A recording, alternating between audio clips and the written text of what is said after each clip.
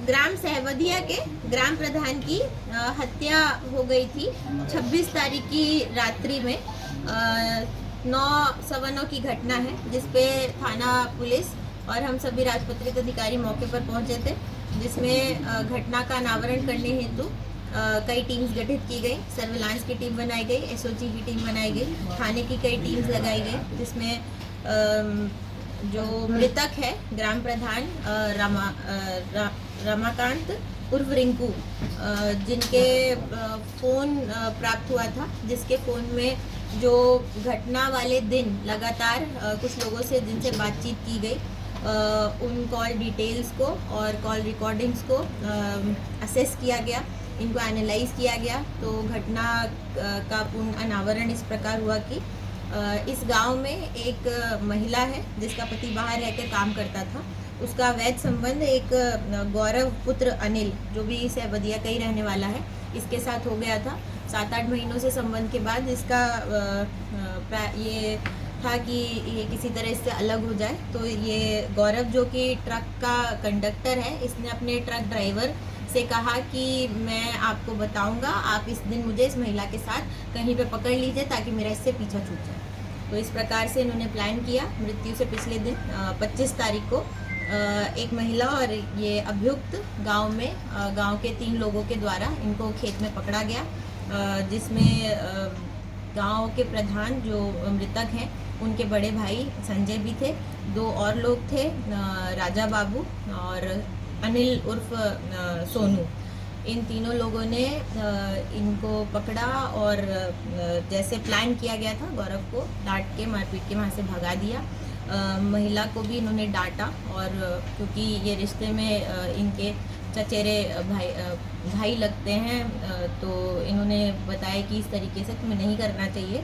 तो इसमें पूरी कहानी डर के मारे इस महिला ने ऐसे बनाई और अपने पति को और अपने ससुर को ये बताया कि इन तीनों लोगों ने मेरे साथ छेड़खानी की है और अब आप इसके विरुद्ध कार्रवाई करने के लिए मेरी शिकायत करें, मेरे साथ शिकायत करवाएं। जिसमें महिला का पति 26 तारीख को, जिस दिन घटना हुई है, जिस दिन हत्या की गई है, सुबह गाज़ियाबाद से चल के शाम को वहाँ आया। ग्राम प्रधान ने पूरी घटना, पूरे अवैध संबंध की जानकारी महिला के पति को इसमें दे दी, जिसके बाद महिला के पति ने उसके साथ विवाद भी किया। इसी दौरान ग्राम प्रधान का ये मानना था कि जब मेरे भाई ने और इन लोगों ने कुछ नहीं किया है तो हम इनको फंसने नहीं देंगे। कई लोगों से उन्होंने संपर्क किया और पूरे दिन भर ये महिला उनके पति से, इनके ससुर से, सबसे वार्ता का क्रम चलता रहा, जो कि पूरी जानकारी हमें मृतक के मोबाइल फ़ोन की रिकॉर्डिंग से और कॉल डिटेल से ज्ञात हुआ, जिसके बारे में फिर अभियुक्त को चिन्हित किया गया, मुखबिर मामूर किए गए और पूरे घटनाक्रम को अनावरण के लिए इन्हें तलाश किया गया।